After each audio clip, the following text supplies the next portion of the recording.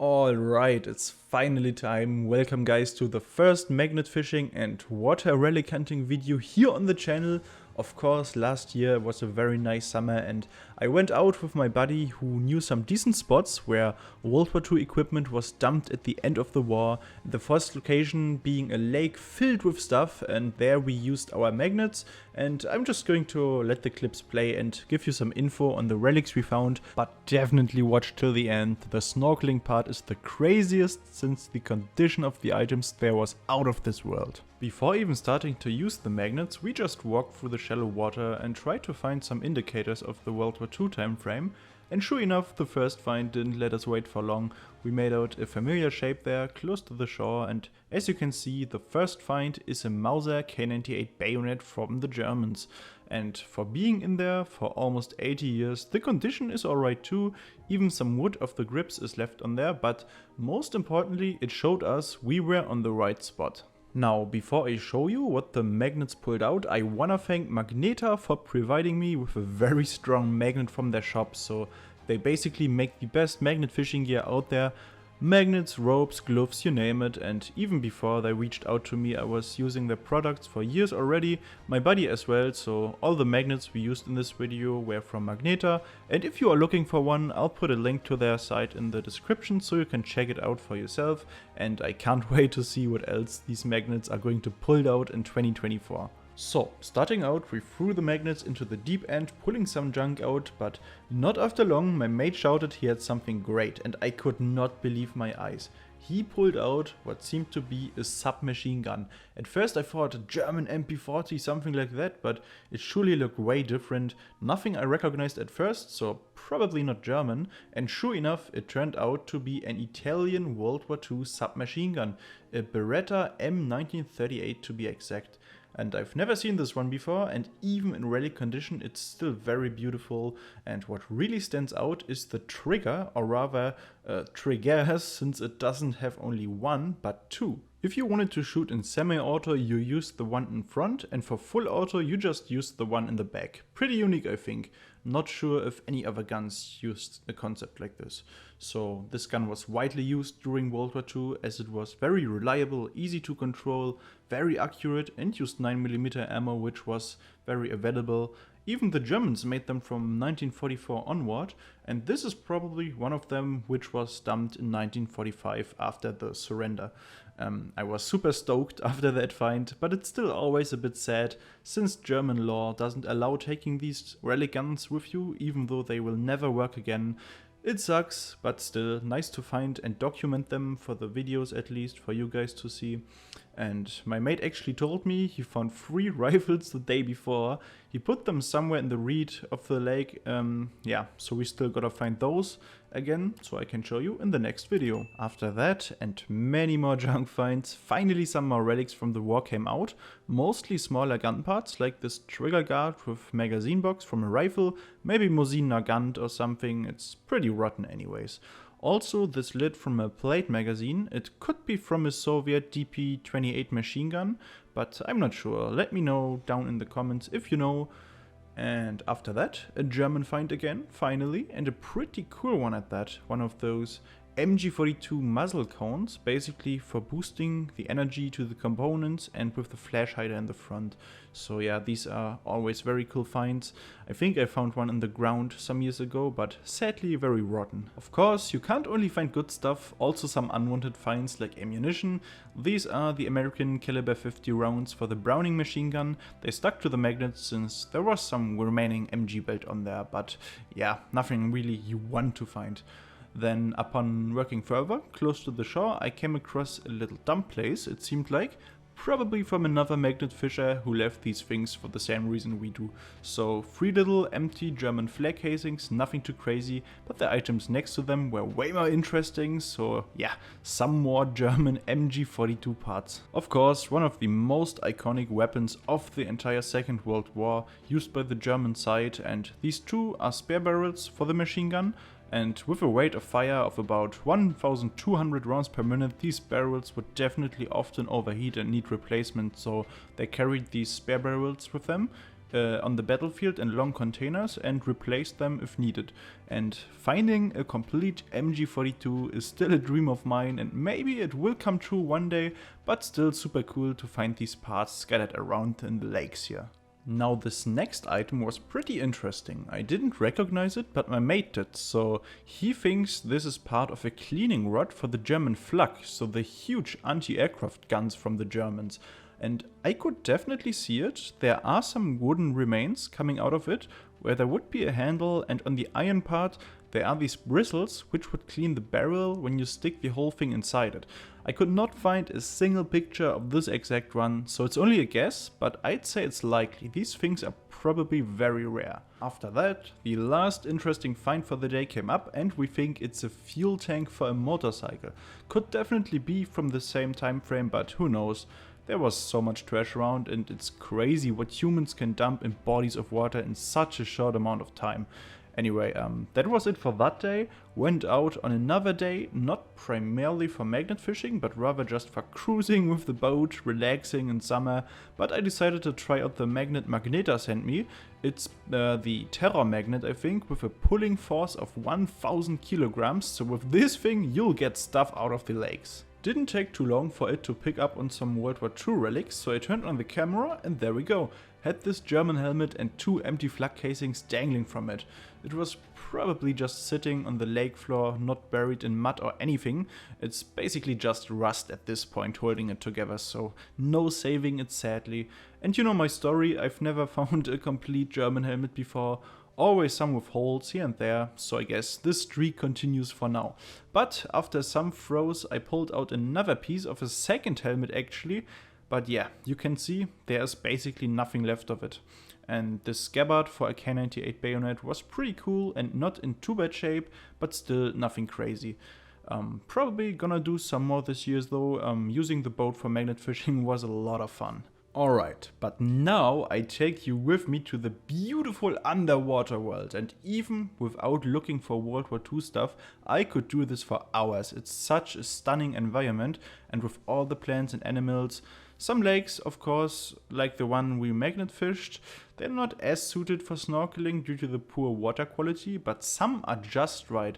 So while you enjoy these shots here, let me explain what the place we searched at was about. So the first spot was just a random bay of a lake where we primarily just cooled down from the summer heat, but found some little things because it is close to a town, so yeah, probably some stuff lost or dumped in there as well.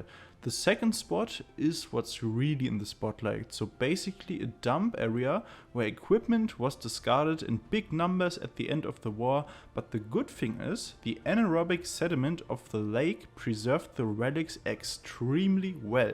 Meaning we dug through it, which unfortunately means I can't show you much live footage since the water becomes extremely murky like this right now. But I took the most interesting finds and swam a bit further in the deeper end, more clearer water to record, and yeah, just see for yourself.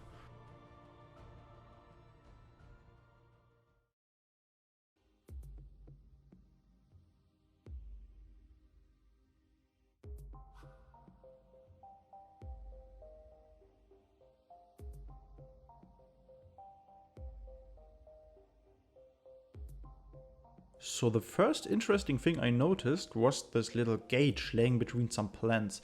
It's a typical German World War II gauge, which was mostly used in planes. On the back it reads something with pressure, so perhaps a pressure gauge. The shell is made from Bakelite, but everything else is sadly pretty rotten, but a neat little find nonetheless. The next object my mate pulled up was this iron lid. We think it may be from an ammo box or something. Definitely looks like it's been in the lake for quite some time already. And in general, it's pretty exciting exploring the lakes, diving down when you see something interesting and investigating, even if it's not made from metal, like this piece here. It's a stone with a hole in the middle, obviously not natural but rather made by humans. Now, we're no experts in geology or usage of stones in history. It could be very old, or it could just be a weight from a fisherman's net or something, still old, but I don't know. If you are familiar with this kind of stuff, I would really appreciate a comment. Alright, that was it from the first location. Now we moved on to the very good one. The first find on the surface level there was this Panzerfaust 30, the smallest version of the one-time use anti-tank weapons. It's missing the warhead, and I actually found one in way better condition ages ago there, but I couldn't find it again to show you, so maybe this year when we return. Now, although not as bad as in the other lake, also some ammunition in here. This is a live 2cm flak cartridge, and they are still very dangerous. If you ever find one or something like this, I don't advise you touch it. They become unstable with time and could potentially still go off. I'm aware of the risk and I guess do it for educational purposes, and it doesn't endanger anyone else here, but just be aware that ammunition still poses a great danger when magnet fishing and such. Here we have some typical finds from the spot: an 8mm Mauser round, little gas mask buckle, lots of those around here for some reason, and an MG42 bolt, or at least part of it, which is pretty cool. My buddy told me he found many MG parts here over the years, some in fantastic condition like one of these muzzle cones from earlier. But now, guys, you gotta brace yourselves. One of the best finds ever is about to come out of the ground here. I could not believe my eyes when I held it in my hands, and you can still see some of the sediment coming off it while I swim and move it around, and that is the reason it's in such good condition. Look at that! It's the lower half of a German MP40, the iconic submachine gun from the Germans, yes. And I'm not even going to beat around the bush. Yes, I did find the other part as well, but let's just appreciate this awesome moment here. So, the MP40 was always a dream find of mine, and never in my life did I expect to find it in such condition. So in case you don't know, the MP40 was a submachine gun chambered for 9mm cartridges with a 32 round stick magazine. It was basically one of the standard weapons of choice alongside the K98K for an infantryman. And it really began to shine in the Battle of Stalingrad, where short-range urban combat was a problem since the Russians were also equipped with a reliable submachine gun, the PPSH, of which I find the drum magazines quite a lot in the woods, but enough of that. When you think about where this gun could have been, it could have been fighting Red Army soldiers in the Soviet Union, who knows, but one thing is for sure: it was disassembled and discarded at this dump site. The soldiers either had to hand their weapons in or were ordered to get rid of them by the Americans, which is what they did. And I know I mentioned it earlier, but just to reiterate, this thing and of course all the other gun parts are left where we found them. There is sadly simply no way to keep them legally, and I know there are gonna be some shocked Americans in the comments, but it just is what it is. At least we are able to document with video footage how these items survived the tooth of time. Now, as I said, I did find the other part, but that was actually a couple of months later, but at the same spot. This one seemed to be in a bit more rough state, but still amazing for the time it's been down there. And here you can see they definitely wanted to get rid of it for good. The back end of the receiver is bent, so it's probably been hit with something or hit against something to make it unusable. They also removed the telescope with the firing pin and the spring inside. It's just filled with sand from the looks of it. But dump sites like these aren't uncommon really, especially in bodies of water like lakes, rivers, swamps and ponds. It was the easiest way to get rid of the unwanted stuff after the war, and of course way easier than to dig a hole. Anyways, from the looks of it, this part seems to be in worse condition, at least a bit crusty. Now, obviously I wasn't able to clean it up, but the next find we were able to take with us and clean up, so judging by the cleaned up result, you can get an idea of the condition under all that crust. So, as I said, many MG parts at this spot. This though was something very nice, since it wasn't a gun part itself, but still used in combination with one. It is a bipod for the German MG42, something you don't see every day. and when I found it I thought the condition was bad, since the crust kind of gives the impression, but it's not rust or anything, it's just some very hard sediment which prevented oxygen from coming into contact with the metal and thus preventing corrosion. And after cleaning, I could not believe my eyes. This is just the result after gently tapping off the crust with an aluminium hammer. Absolutely unbelievable. The stamps of the Waffenamt, the manufacturer, and everything is still there. The screws are movable, and on the main part on top is little to no rust, just a bit on the legs of the bipod. Truly a spectacular find, and I'm sure there is much more stuff like this down there. That day was really giving. After the bipod, my buddy found the first bayonet of this spot, a Mauser K98 bayonet with Bakelite grips, also in beautiful condition. As far as I know, he hasn't cleaned it yet, sadly, but I think the manufacturer and everything is still there as well with the stamps. If I ever find something there that I can actually take home, maybe I could do a proper restoration video and yeah, show you all the steps with the end result, and yeah, that could be really fun.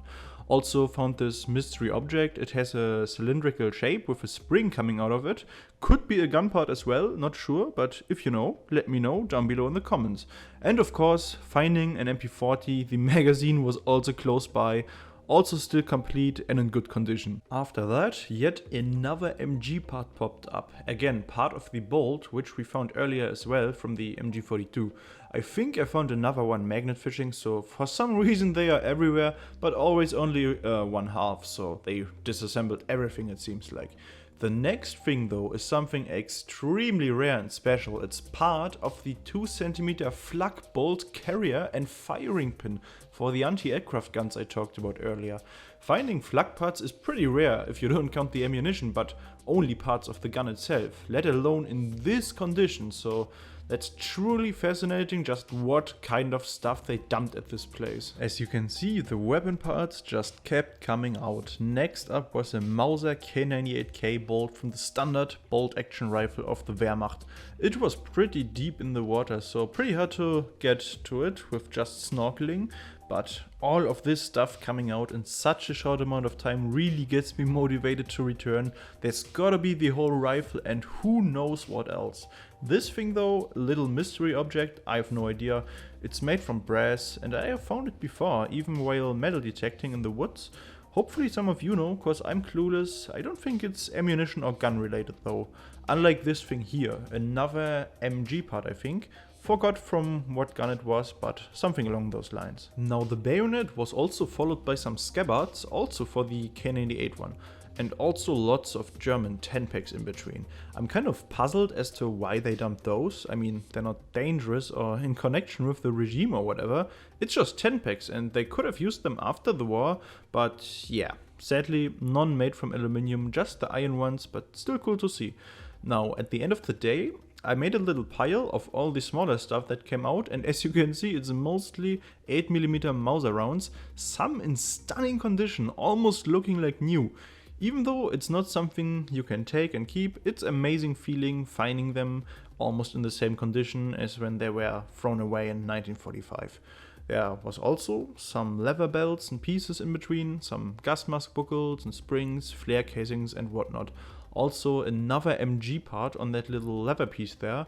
No idea what exactly it is, but definitely some kind of spare part. So I'd say that concludes our little water adventure here. It's honestly so much fun for a change when you're dying of heat in summer. Metal detecting can be a pain, and I will definitely do some more snorkeling and stuff in the upcoming summer. Also trying to get more shots in clearer lakes of the environment and potentially some big fish. When you move slowly you can get really close to them, so I'll try that. Anyways, thank you for watching until now. Leave a like and a sub if you enjoyed it and want to see more. Check out Magneta, and if you want to support my endeavors further, there is a little donation link there as well. So I'll see you guys on the next adventure to revive some more history. Until then, bye.